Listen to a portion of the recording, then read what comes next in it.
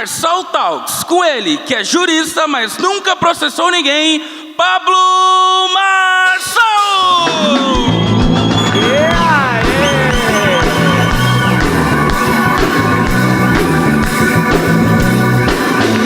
Mais um dia!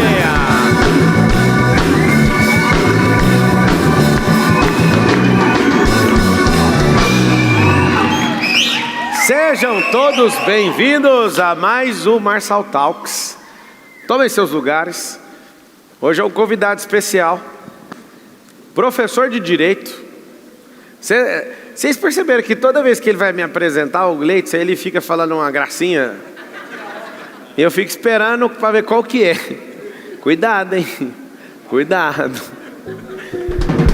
Ricardo, professor Ricardo Baronovski. Se levante, professor. Salva de palmas para ele.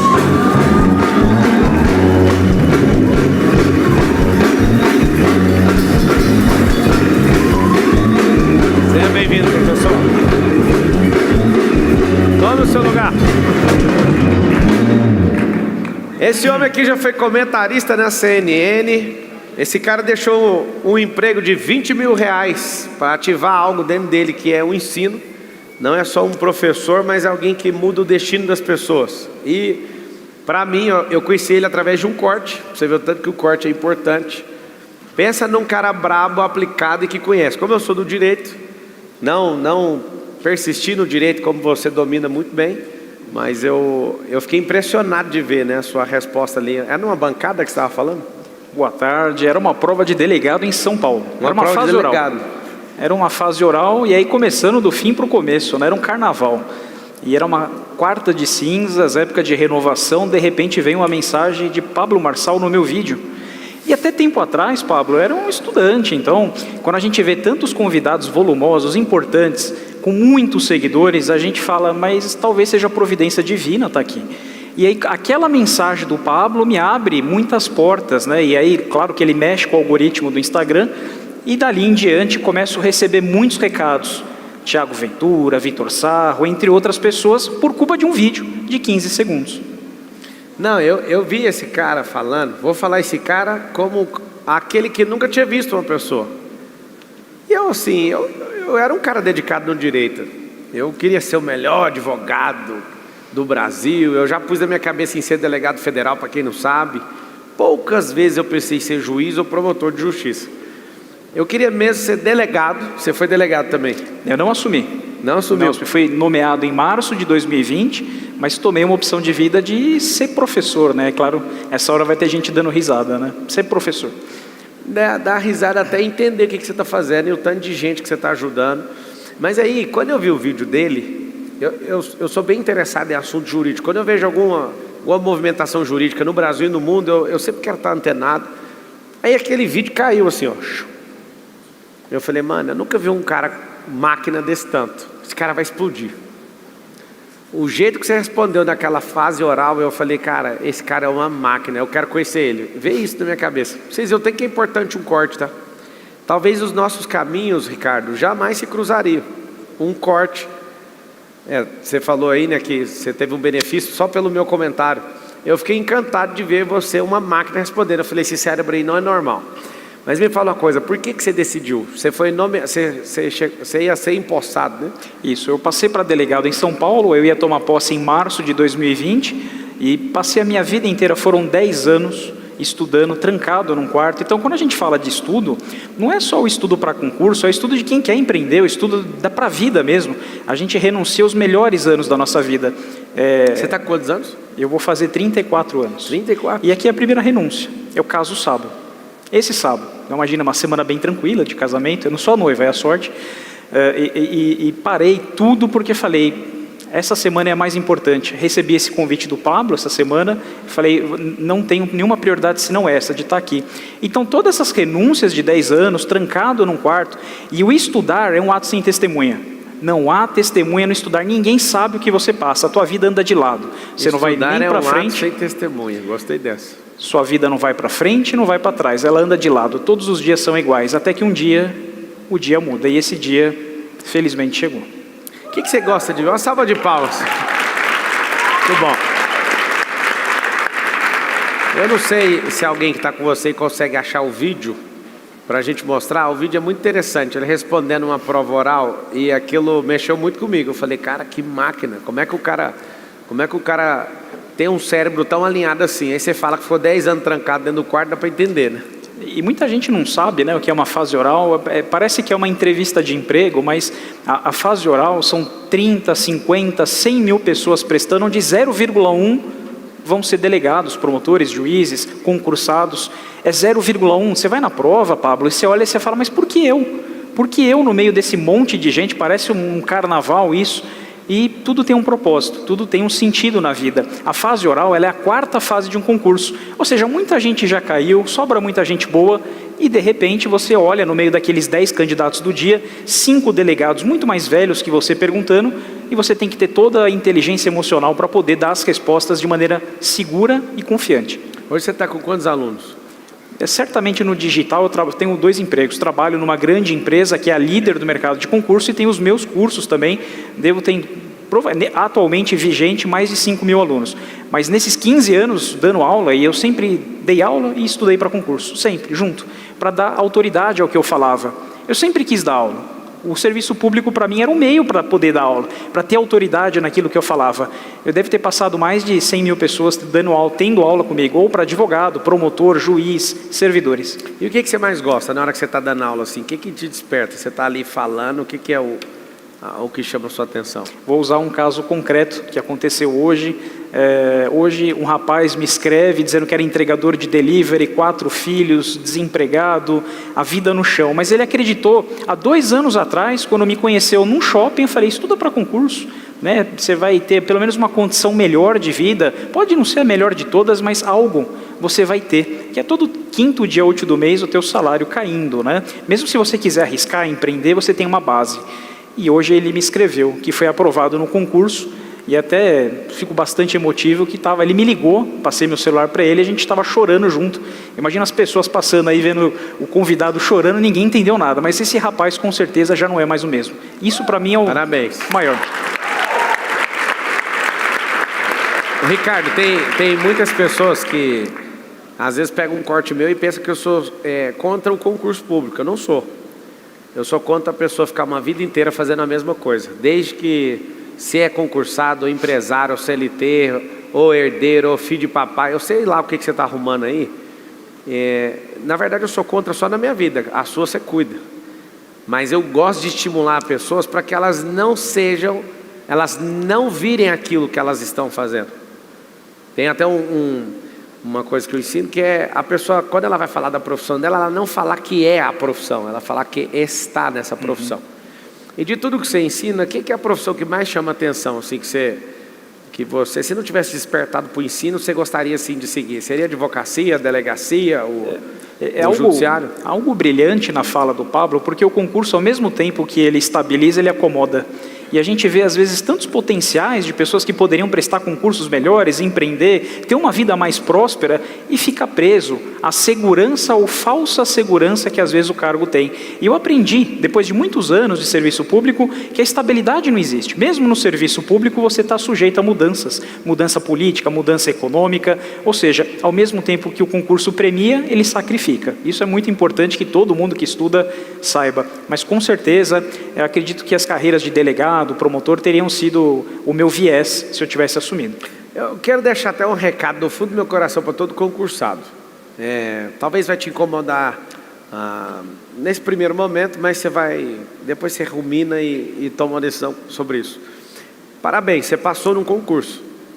Por que você parou de estudar depois disso?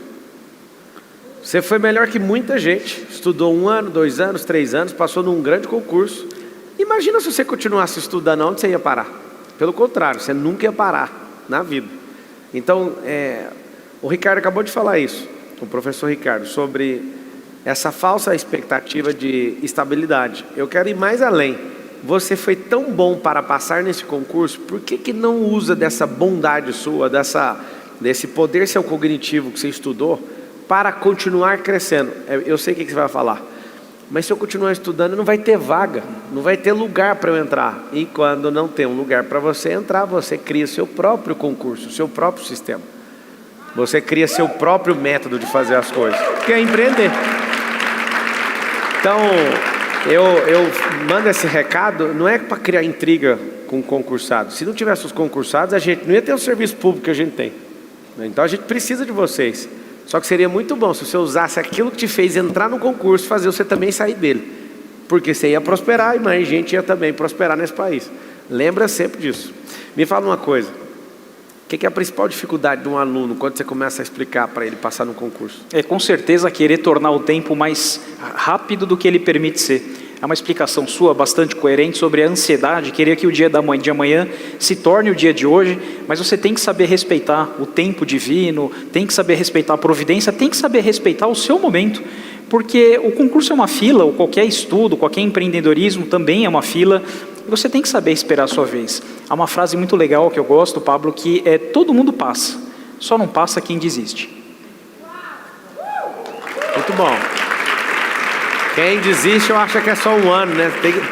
O concurso é uma fila, né? É uma fila, é uma vida, é uma renúncia. Talvez a maior renúncia que eu fiz na minha vida foi a própria vida pessoal. Eu tenho 34 anos, tenho o amor da minha vida na plateia, isso é o fato mais importante, na semana do meu casamento, e demorei para casar, demorei para ter filho. Talvez aí é o preço que eu paguei. Muitos aí que estão assistindo, estudando, desanimados, ansiosos, estão pagando esse preço. Mas saiba que o prêmio é proporcional ao sacrifício que você está fazendo. Ele há de vir, isso eu tenho certeza. Quando você deixou de assumir o cargo que você passou ali legitimamente, você bateu arrependimento? Inimputável, louco, fui taxado de tudo quanto é nome, né? Minha mãe não conversava comigo. Explica pro povo o que é inimputável. Inimputável é aquele que não está nas faculdades mentais, né? Então, minha mãe ficou uma semana sem conversar comigo, meu pai, que sempre teve problemas de emprego, né? Aliás, eu descobri o que era seguro-desemprego na prática, né? Vendo meu pai no dia a dia. Ninguém acreditava. Como que uma pessoa que passou tantos anos estudando abre mão daquilo em troca de outra coisa que era etérea, incerta? E essa é a maior confiança de quem empreende, de quem estuda, de quem arrisca. Se você não confiar no que você está fazendo, é melhor nem começar. Muito bom. Muito bom. Eu acho que quando a pessoa está preparada para esse confronto com a família, ela já cresceu. Exato. Filho único. Imagina, Pablo, filho único. Então, filho único. Atenção exclusiva, né? Ficou guardado 10 anos dentro do quarto, estudando. Ele dá alegria. Imagina seu pai chegando num lugar falando: meu filho passou para delegado. E aí, como é que faz para desfalar esse negócio? A parte ruim não é você sonhar, a parte ruim é você realizar o sonho. Como o pai dele vai desfalar para os amigos? Tipo, o cara super inteligente é burro, porque ele não quer assumir. E por que eu estou tocando nesse assunto? Porque vários de vocês têm um problema sério. Vocês fizeram uma faculdade que não gosta e fazem as coisas por causa dos seus pais. E ainda confunde e mistura tudo achando que isso aí é honrar pai e mãe ainda. Pelo contrário, você vai ser infeliz e vai desonrar seu pai e sua mãe, não vai prosperar e vai dar trabalho para todo mundo. Então assim, esse deve ter sido, Ricardo, um grande dia na sua vida. Mas eu fiz uma troca, né? Inclusive, nesse mesmo dia que o vídeo viralizou, ele teve quase 13 milhões de visualizações. Eu dou até o crédito que teve um trabalho, assim, foi ao acaso, né, Pablo? Acho que coisas que a gente quer produzir não traz retorno e coisas incertas surgem do nada. Foi no @tretasjurídicas, o rapaz é advogado, também postou, pediu autorização, eu achei que dali não sairia nada e o vídeo acabou tendo uma repercussão muito alta. Mas mais ainda, meu pai naquele dia, meu pai é peão de fábrica, meu pai teve muita dificuldade, até com 60 e poucos anos, aposentado, mas trabalha, porque precisa, não é hobby. Então, as pessoas na empresa falavam: o senhor é o pai do Ricardo? O vídeo que viralizou, que o Pablo comentou, então talvez ali as coisas fizeram sentido para ele. Só para você ter uma noção, o presidente do nosso grupo, ele é do mundo jurídico também, advogado, e o pai dele viu ele saindo, né, para para fazer a vida em São Paulo, e nunca mais o nosso presidente deu notícia para o pai dele do progresso. Aconteceu isso comigo também. Eu não fiquei mandando notícia para meu pai. E meu pai é um cara desconectado da internet. O que vocês acham que aconteceu depois de 5 anos? Meu pai veio em São Paulo. Eu fui mostrar os meus imóveis de São Paulo para ele. Ele ficou o dia inteiro olhando imóvel. Ele não aguentava mais. E eu não mostrei nem a metade. Falei: ó, esse prédio aí nem vou mostrar para você. Esse aqui também não, só isso aí e tal. Ele ficou assim: mas o que aconteceu? Eu falei, é porque o senhor não está na internet e eu conto tudo lá. Todo seguidor meu sabe disso aí. O senhor é de outra vibe, o senhor é aposentado, né, no funcionalismo público, isso aqui é outra realidade. Eu lembro uma vez que eu faturei o meu primeiro R$1 milhão por mês e estava repetindo isso todo mês. Meu pai, que é do funcionalismo público, ficou assim. Chegou na minha irmã, isso tem uns 7 anos. 7 não, 6 anos. E aí, meu pai chegou na minha irmã e falou assim, Ricardo, Pablo arrumou um jeito agora, ele fica mentindo que fatura 1 milhão. Como que pode um cara igual ele faturar 1 milhão? Faturar 1 milhão em quê? Aí minha irmã me contou, e eu falei, então na hora que você vê mesmo, você vai cair para trás, porque eu não vou rebater o que você está falando, não vou me defender, e um dia você vai passar mal no que você vai ver. E esqueci disso. Um dia meu pai veio aqui, eu peguei uma guia de imposto, só de uma empresa, de R$5 milhões de imposto. Aí mostrei a guia de imposto para ele, eu falei, não, se eu não acreditava no negócio de 1 milhão, vou te mostrar só o imposto, o tanto que eu faturo eu não vou te contar. Isso aqui é na época que aconteceu isso, eu acho que eu tinha umas 26 empresas, eu falei, isso aqui é a guia de imposto de uma das empresas. Meu pai olhou assim, o que está acontecendo? Eu falei, a distância que o senhor está disso mostra a sua mentalidade, eu te respeito, mas eu não vou te falar mais nada disso. Se eu quiser acompanhar, arroba Pablo Marcal 1. Sabe por quê?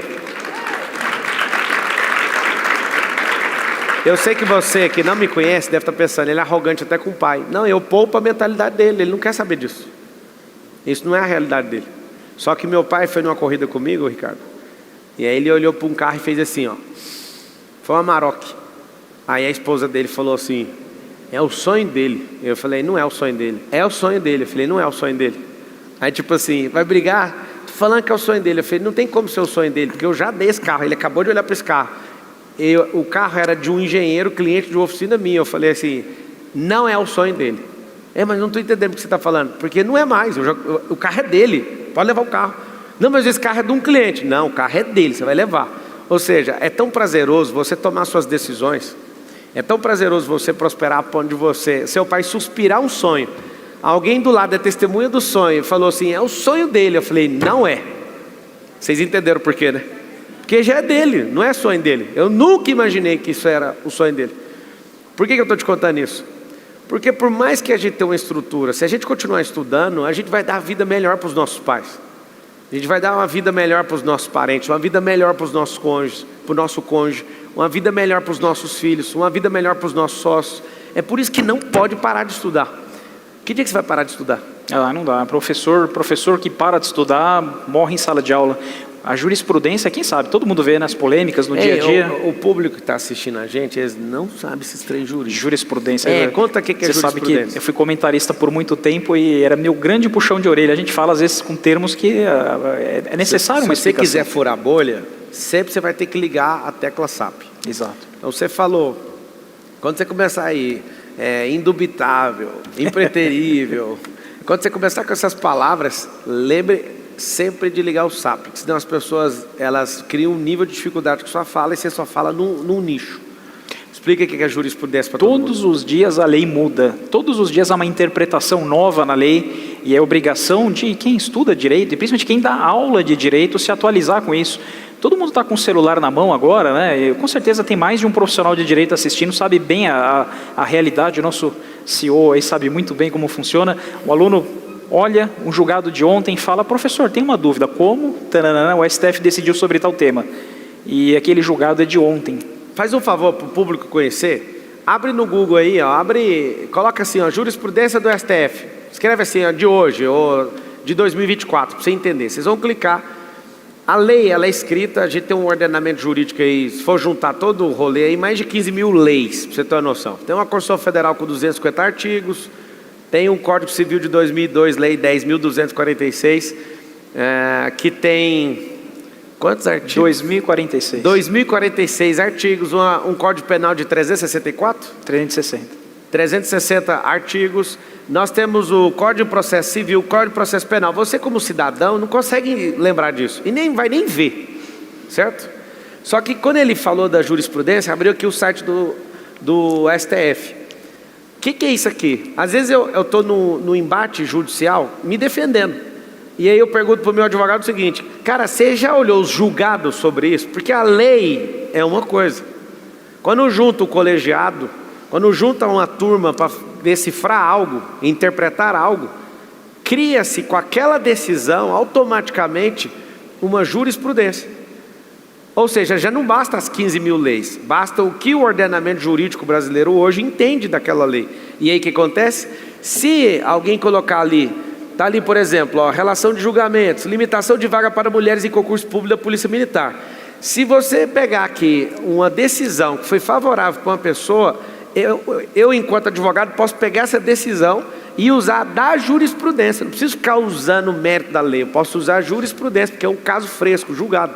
Ou seja, você cidadão sabendo disso, muda completamente o jogo. Só que você não conhece nem a lei, nem a jurisprudência. Por isso eu desafio todo mundo, Ricardo, é sempre estudar. Isso. Estudar vai tirar uma coisa preciosa dentro de você, a tolice. É um negócio que você tirou de dentro de você, você vai enxergar luz, você vai enxergar riqueza, você vai enxergar muita coisa. Muita gente faz muito dinheiro com isso aqui, mas é muito dinheiro. Não, mas eu não passei na faculdade de Direito. O problema não é passar na faculdade de Direito, é viver na faculdade da ignorância. É viver achando que aquilo não é para você, porque você não estudou. Você não precisa estudar na faculdade, você pode entender o básico sobre direito. Acho que todo mundo tinha que entender direito, né? Exatamente. Qualquer empreendedor tem dificuldades diárias, contábeis, fiscais, consumerista. Hoje a relação consumerista é muito favorável para o cliente, por razões históricas, né? E se você conhece parte da legislação, e é uma leitura até agradável, com certeza você tem mais segurança na tua atividade. Eu estava conversando... Lei 8.078? Lei 8.078 de 90. Minha cabeça ainda está funcionando. Outro nível. E com certeza você tem mais base para o teu negócio, porque às vezes você ganha com uma mão e a lei te tira com as duas. Estudar é imprescindível. Eu posso falar para vocês, às vezes vocês gostam de modelar esse lado empresarial meu, uma das coisas mais agressivas que eu tenho não é ser arrojado, nem ousado, nem nada disso, é ser jurista. É pegar um contrato de um M&A, é pegar um MOU, bater o olho, às vezes pode ter lá 170 páginas, eu leio em meia hora. Eu vou nas cláusulas que eu julgo que é leonina, rapidamente eu já desmonto aquele contrato e falo, não vai para frente, pode recomeçar essa parte aqui.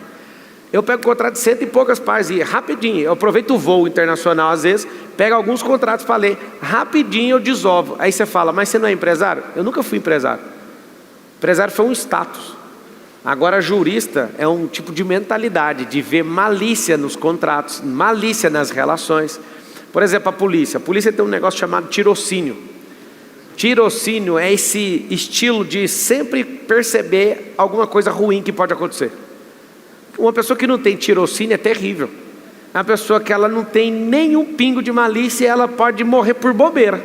Ela pode se envolver em contratos acreditando em conversa. Eu não acredito em conversa.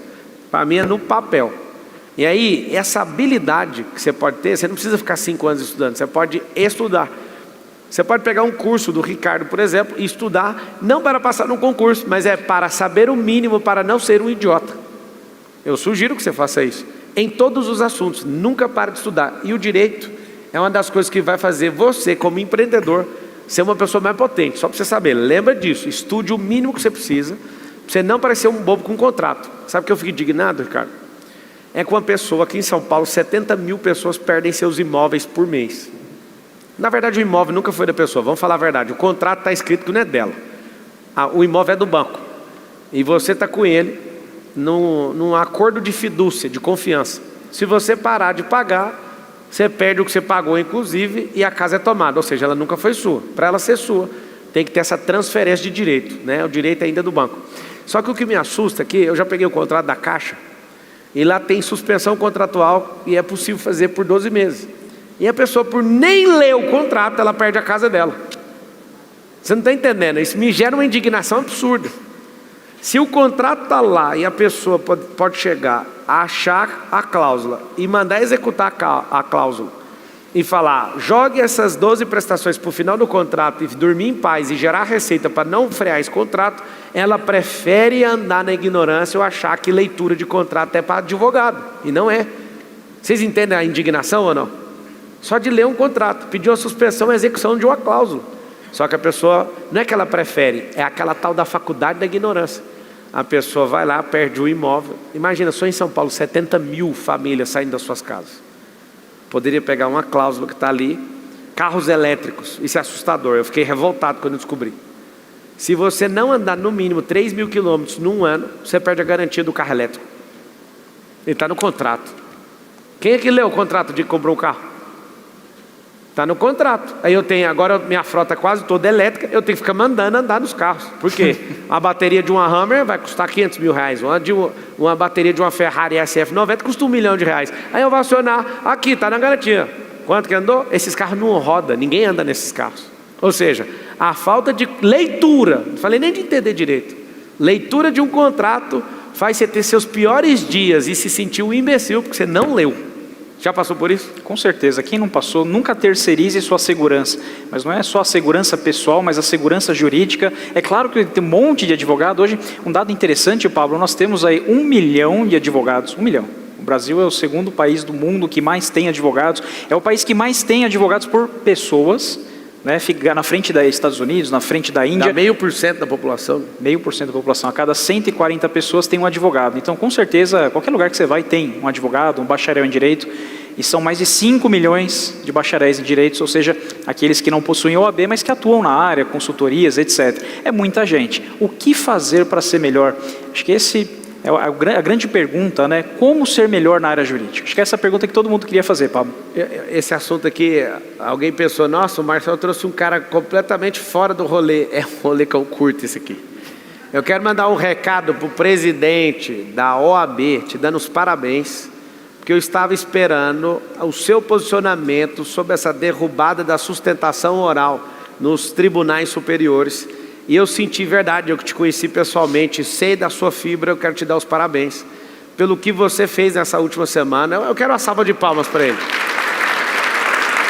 Não faz sentido, aqui eu não estou levantando bandeira contra tribunal, estou falando sobre a lei. Agora ele vai apresentar uma PEC, que é uma proposta de emenda à Constituição, para que a lei seja cumprida, que é o quê? Nós precisamos...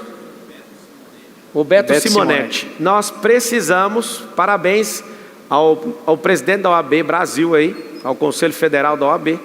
Eu tive o prazer de ser recebido por você na sua sala aí em Brasília.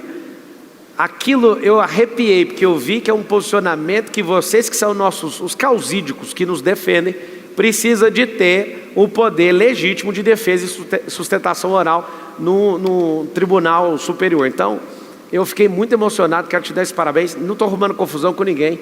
Eu sou do direito e eu acredito que um direito sem defesa já não é direito mais. Então, eu fiquei realmente emocionado. Mais uma vez, uma salva de palmas para o presidente do OAB Brasil. Parabéns. O vídeo do Ricardo está aqui e é engraçado. E eu sugiro que todo mundo invista em corte, porque eu conheci o Ricardo por isso. Olha o que os caras... Eles sempre enchem meu saco desse Instagram também. Às vezes eles falam assim, quando o juiz não está com paciência, aí tipo, aquele vídeo de eu cortando todo mundo. Eu quero te contar a minha história. Não, vai direto com como. Tem aí também. Se você tiver com preguiça de estudar, lembre que seu concorrente no concurso pode ser o Ricardo. Às vezes você não conhecendo o direito, você não viu que o cara foi um herói ali, maluco. Ali é o lugar onde todo estudante de direito não quer sentar. E ali é um lugar onde eles vão te ferrar. E aí ele pegou até a pessoa um pouquinho bananada ali, no que estava querendo ferrar de qualquer jeito. Ele simplesmente contou o beabá. E aí eu me conectei com ele por causa desse vídeo, para você ver o que é o poder da internet. Eu fui no Maurício Meirelles por causa de um corte. Eu vi ele brigando com um tal de Samuel. Eu nem sabia que era Samuel. E eu fui entender o podcast. Eu fui parar lá por causa de um corte. Quantas pessoas têm me visto hoje no Brasil e no mundo por causa de um corte? Essa é a geração do microconteúdo. Você já tem aplicado isso aí, microconteúdo nos seus... Hoje, dando aula, é cada vez mais difícil segurar a atenção. A gente fica 5 minutos e dispersa depois, né? Seja porque criou antipatia, seja porque o assunto não é interessante, seja porque a gente está acostumado com a geração podcast. Essa tela azul, ela faz com que a gente queira o conteúdo muito rápido, aquele scroll que você vai para cima e não sabe onde você quer chegar. Essa é a verdade. Então, para professor hoje, para quem está aqui tentando apresentar algo, tem que ser muito carismático. Senão você não prende a atenção e, principalmente, você desperde o aluno. O que você ensinou para uma pessoa assim, que na hora que ela aprendeu, ela deu uma explodida na cabeça dela? Eu consigo ver pela retina, às vezes, um aluno... Tem gente que na hora que está destravando, a pessoa faz assim... Eu chamo isso de eureka, eu pus meu próprio nome, que é putz, o que você sente, o que você percebeu na hora que você ensinou um aluno e você viu o cara sendo transformado com o ensino? Porque uma coisa é ser educado com o ensino, instruído com o ensino, escolarizado com o ensino, a outra coisa é ser transformado pelo ensino. Quando você vê uma pessoa tomando uma decisão, igual você falou para o cara no shopping, o cara era entregador, você fala algo ali e aquilo transforma a pessoa, o que é a sua maior experiência como professor? O que você sentiu na hora que você passou isso para alguém, você viu que aquilo gerou transformação e não foi só instrução? Eu ensino a matéria mais polêmica do direito, né? Essas decisões que a gente vê do STF, polêmica, só chega no STF o que é polêmico. Então, para desmistificar por que ele fez isso ou fez o outro, por que mudou de entendimento, é necessário muita didática para mostrar qual é o entendimento. E um grande ponto, por exemplo, liberdade de expressão. Mas isso é censura, não é censura, é liberdade de expressão? Existem regras objetivas, né? É claro que é difícil, é uma zona cinzenta, o que é fake news, o que não é, o que pode, o que não pode. Mas quando a gente argumenta sobre isso, as pessoas se sentem mais confiantes até para falar, né? Deixa eu te perguntar sobre fake news. Você acredita que tem que ter uma lei para determinar esse Ministério da Verdade entre o que é verdade ou não? Por exemplo, tem agências na internet que determinam se uma coisa é verdade ou mentira. Eu fico chocado com isso, né? Eu vejo que isso é uma instrumentalização de guardar. Eu queria saber a sua visão. Você é um cara... Vocês não ouviram, talvez, no vídeo dele, ele estava explicando sobre doutrina. Além da jurisprudência, nós usamos doutrinas, ou seja, doutrinadores do direito. Por exemplo, hoje um ministro do STF, que é o Alexandre de Moraes, quando eu estudava direito, eu estudei direito constitucional na doutrina e nos comentários do próprio Alexandre de Moraes. Nunca imaginei que ele seria ministro do STF, jamais. Ele é um cara que já escrevia, ele é um doutrinador do direito, antes de virar ministro. Aí eu te pergunto, esse poder que o direito tem, da pessoa olhar para o direito e falar, eu posso pensar o que eu quiser sobre o direito. Você acha que a gente pode criar uma lei, falando como cidadão, criar essa lei para determinar o que é verdade e o que é mentira? Você acha que isso é saudável para um povo?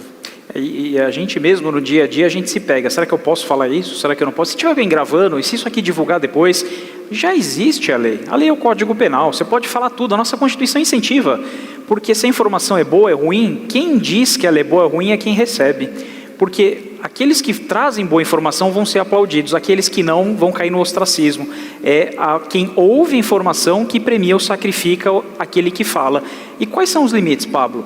Crimes contra a honra. Eu tenho direito a falar tudo. Artigo 138, 139 e 140. Exatamente isso, memória fotográfica. Aí, esse limite você não pode injuriar ninguém. Eu acho que eu me vi em você ali, sabia? Eu não sei se eu teria uma resposta brilhante daquela, eu nunca cheguei perto daquilo ali. Mas eu fui apaixonado do direito, apaixonado. E quando eu comentei o seu vídeo, eu falei, se eu tivesse seguido nessa bagaça, eu ia ser esse cara aí. Eu acho que esse foi o que nos conectou, porque eu vi que você era o cara que falou com propriedade, aquilo mexeu comigo, foi por isso que eu comentei. A gente tem que colocar amor naquilo que a gente faz, né? Então, pouca gente sabe, eu conto um pouco isso durante as aulas, eu venho de uma origem muito humilde, né? Aqui em São Paulo, eu nasci na Vila Prudente, né? Então era no meio de 3 grandes favelas, e uma delas é que eu nasci. Então eu vim do nada, às vezes a gente olha o cara de terno lá com essa cara antipática, mas eu vim do absolutamente nada, pai desempregado, mãe com doença incapacitante, filho único, né, tendo que vender o almoço para pagar a janta. Eu conto um pouco essa história, até para evitar vitimismo, mas eu me peguei até os 15 anos, quando as 3 grandes favelas do Heliópolis, da Vila Prudente e do Morro do Pel, que é onde eu nasci, se caindo em guerra entre si.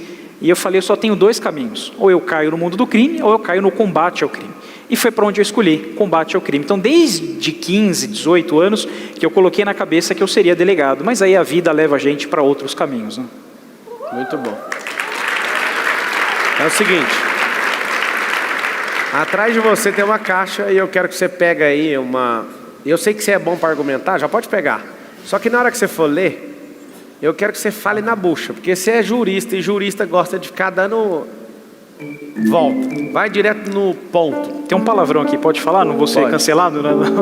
A grande merda. A grande merda. Merda é palavrão, ô doutor? Não, mas o algoritmo não vai gostar, então pode derrubar a gente sem a gente perceber, viu?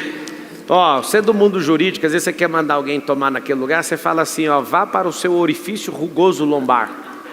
É jurídico o termo, né? Não é deselegante. É deselegante, estou brincando. A grande vicissitude. Aí, ó. Vamos lá. Com certeza, Pablo, foi não ter começado antes coisas que eu poderia ter feito já. Casado antes, ter filho antes. Você casou com quantos anos? Não, vou casar sábado agora. Sábado. Olha lá, bom. A cara de ansiosa. É uma semana... Quem casou sabe isso, né? Estou casando aí depois de quase 2 anos de noivado, 5 anos esperando, enrolei bastante, mas sempre esperando um dia melhor. Amanhã, esse amanhã não chega. Quando eu tomei a decisão, a minha vida andou maravilhosamente. Quem é religioso, acho que Deus se agrada com o casamento e muitas portas foram abertas. Uma delas, hoje aqui, né? Muito bom.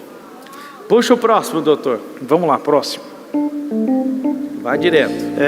O maior fracasso.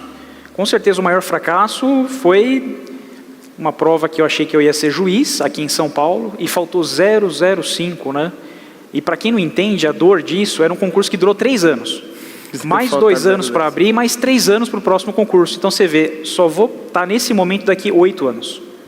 3, 2, 3. Então ali foi o maior fracasso da minha vida. Fiquei por 0,05, mas depois passei em outro estado. Então não é você que escolhe, mas sim as coisas que você busca escolhem você. Muito bom. Pode puxar mais um. A maior conquista. Eu estou apaixonado hoje, né? Então, a maior conquista está de azul na plateia, é a dona da pensão. Mas...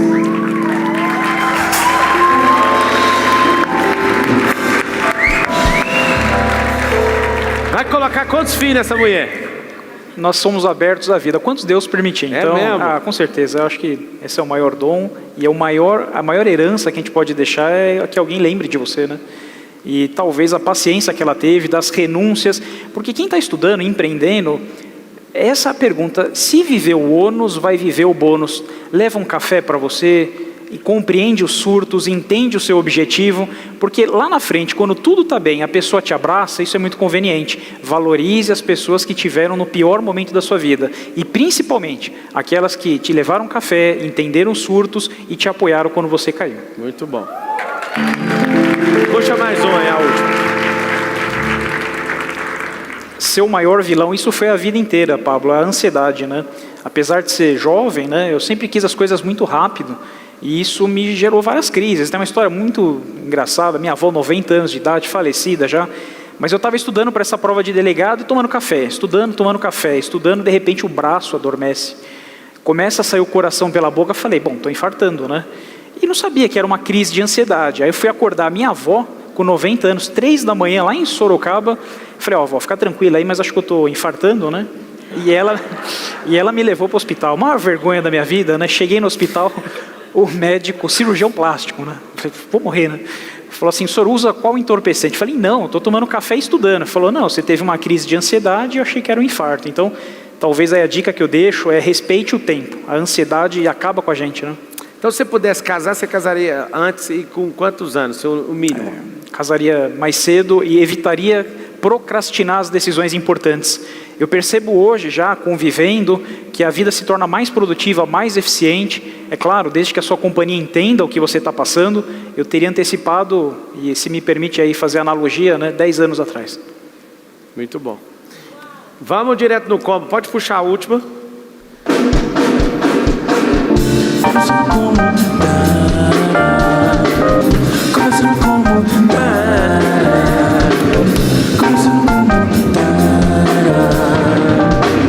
Direto no como, depois dessa resposta, já prepara os microfones aí para os cidadãos desse país abrir pergunta para o Ricardo.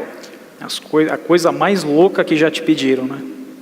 Essa talvez seja que eu demore mais tempo para pensar, mas com certeza são aqueles convites de última hora.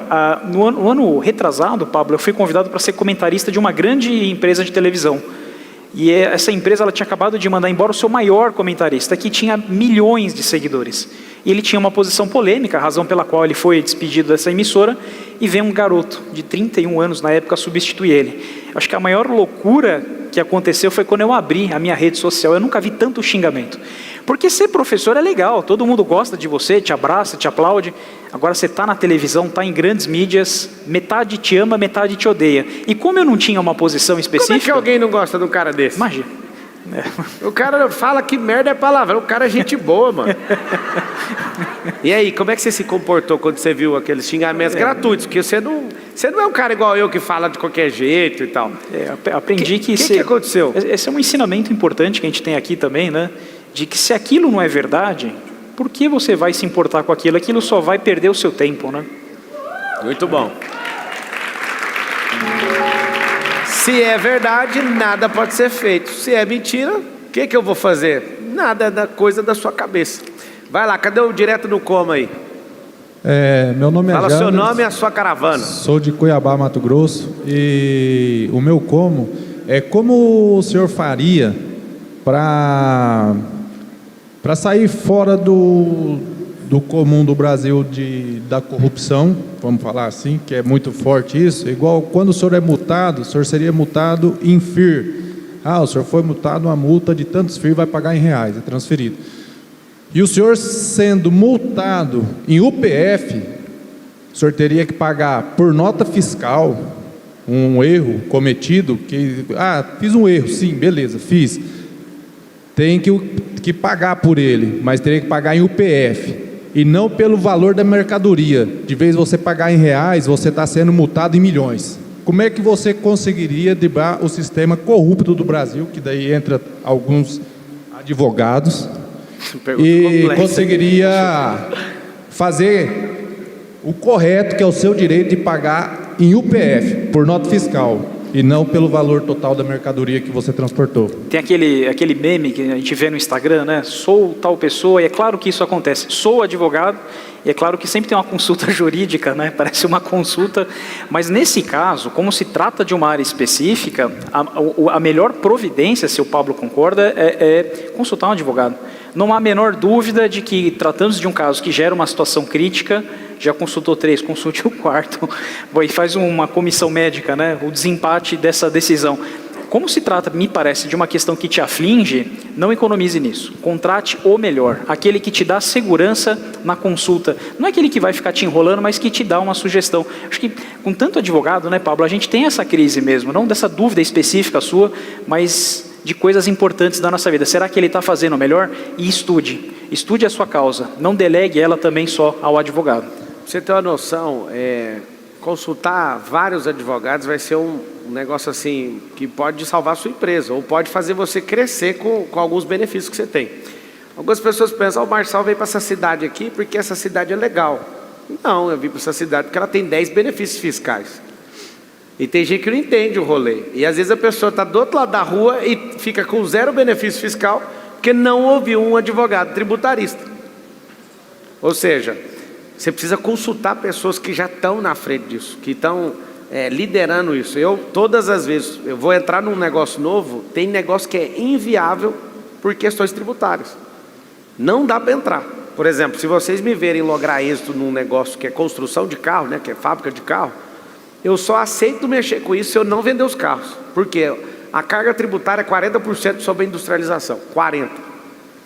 Só que se eu alugar, é 0%.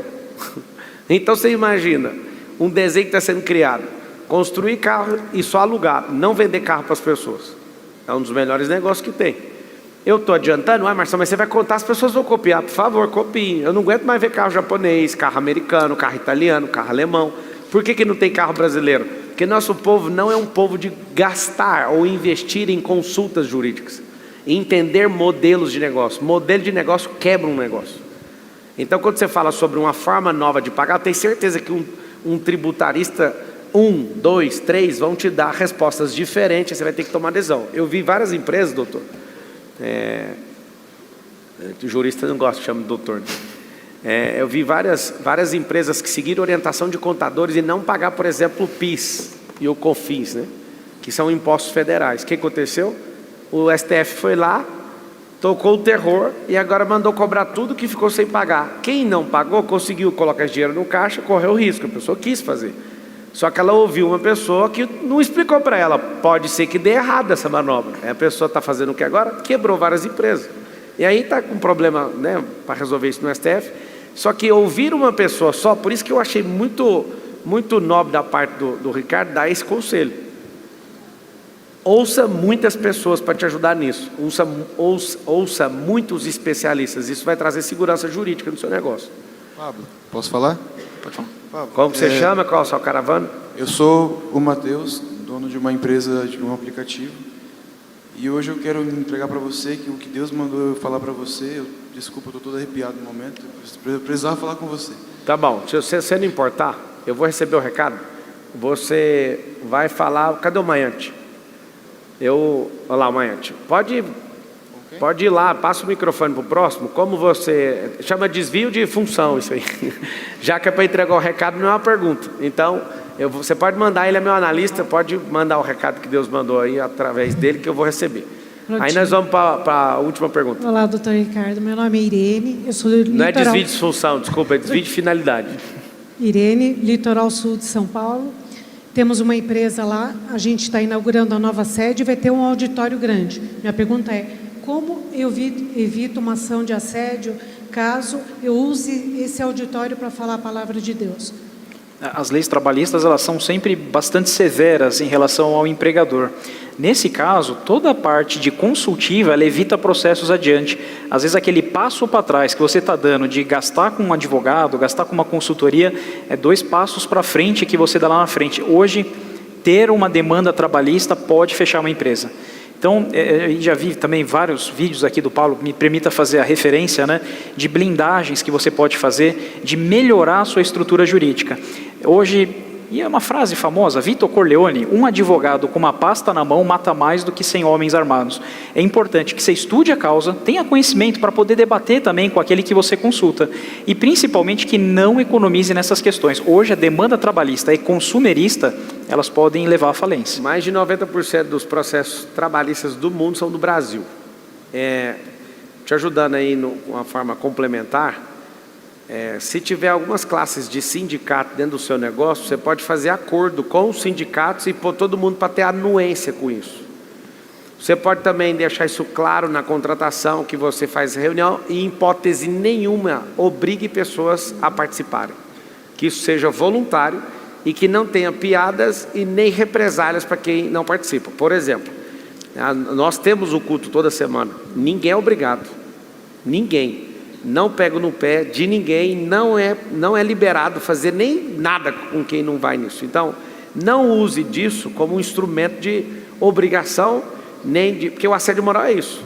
Se obrigar a pessoa num desvio de funcionalidade, você tirar sarro com ela por fato dela não ir, ou então você prejudicar ou gerar uma represália. Isso é assédio em cima do que você está falando.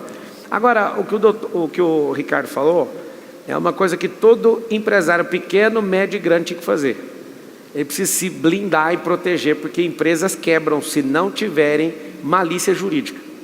E aí eu falo para vocês, um dos grandes ganhos de ter passado 5 anos numa academia de direito, foi que qualquer coisa que alguém arruma para cima de mim, eu falo, eu não quero saber a opinião, eu quero a norma, me dá a norma, me dá o julgado, me dá a doutrina prevalecente, me dá isso, vamos discutir isso aqui. Então, não sei se você sabe, Ricardo, eu nunca movi um processo meu contra uma pessoa, vim da academia. E é difícil para mim, porque quase todo dia eu deveria processar alguém. Ou melhor, por hora talvez, por causa dessa forma de internet. Só que eu resolvi, eu prefiro gastar minha energia investindo em defesa, em prevenção, do que fechar negócios ruins para depois cair atrás do meu direito. Eu consigo, se vocês baterem, se quiser anota meu CPF, é 013-212-23161. Você vai digitar, você não vai ver nenhum processo meu no polo ativo. Você vai ver uma defesa pública. O que é defesa pública? Tiraram meu direito de ir num debate, eu estava concorrendo a um cargo público e eu fiz isso pelo público, né? Então eu fui lá pedir o direito de poder ir para o debate e perdi. Eu fui lá eleito, aí eu perdi, eles tomaram, né, minha eleição. Eu não estou magoado, só que eu usei do meu direito público, pelo público, não por mim, porque por mim nunca você não vai achar. Não tem, por enquanto, né? Depois de uma consulta jurídica, ele pode mudar. E eu concordo, evitar processo hoje é evitar sofrimento. O processo demora, nem sempre o resultado é como a gente espera. E principalmente, tente um acordo, a conciliação, a conversa, às vezes é a melhor arma. É barata demais. Às vezes você ganha um processo, mas gasta 50 mil nele. Não sei para que adiantou. Me fala uma coisa, Ricardo, o que você fala? Você é um cara altamente aplicado. Que mensagem você passa para o Brasil, sendo que 90% dos alunos brasileiros, quando terminam o ensino médio, não conseguem fazer nem matemática básica? Que recado que você quer deixar registrado? Você que veio de comunidade, né, de favela, você que veio de uma situação que não era para você ser tão estudioso assim, né? Eu não sei se as pessoas que estão nos assistindo sabem, a falta de nutrição de alguém que vem numa situação que não consegue comer o mínimo. Por exemplo, tem gente que não tem nutrição básica numa favela, isso compromete o processo cognitivo dela. Nós estamos ajudando o povo africano, e aí eu falo para as pessoas, cara, vamos investir tudo aqui, mas tem gente que não vai mudar porque teve uma destruição cognitiva na formação cerebral. Falta de comida. Então é muito difícil para alguém competir, né, com um filho de rico, sendo que não falta nada para ele. Esses meninos são mais melindrosos do que as crianças que faltam as coisas, né?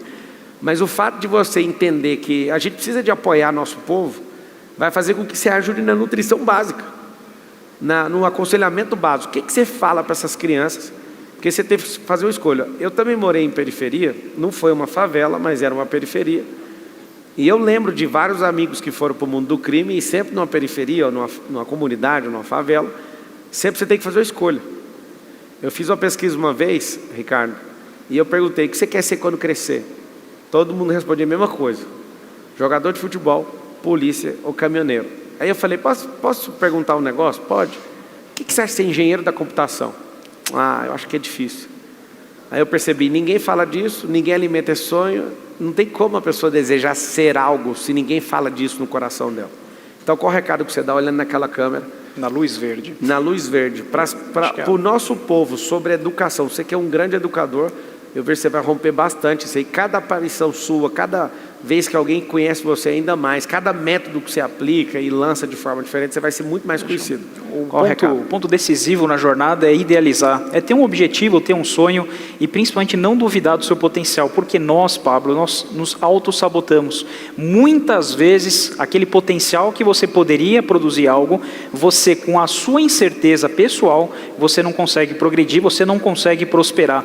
Eu sempre costumo dizer que hoje, principalmente para quem é religioso, né, a gente tenta, né, fazer favores, nossas rezas, nossas preces, qualquer que seja a sua religião, mas eu acredito também que aquela hora de estudo, que aquela hora de trabalho bem feita equivale a uma hora de oração. Deus se alegra com o seu estudo, com o seu trabalho, com o amor pela qual você coloca naquelas coisas. Uma hora bem estudada, uma hora bem trabalhada, é uma hora bem servida para Deus. Tenha uma existência útil e principalmente, coloque um potencial, coloque um objetivo, se esforce, não duvide. E aí eu reitero aquela frase, Pablo, quando você estiver pensando em desistir, eu vou contar um breve episódio da minha vida. Um concurso que eu almejava muito, tribunal regional, reprovei 7 vezes. Na 8ª vez eu falei, eu não vou prestar esse concurso. E foi ali que eu passei. E se eu tivesse desistido na 7ª tentativa, certamente não estaria sentado aqui ouvindo história. Aí olha lá no meu Instagram, 20 aprovações em concurso, mas foram 80 derrotas. Se acostume com a derrota, levanta, prossiga. E quando você duvidar de você, saiba que Deus pode e vai te ajudar. Esse é nosso Ricardo, estudioso. Um prazer, meu irmão. Gosto muito da sua serenidade, um cara muito sereno.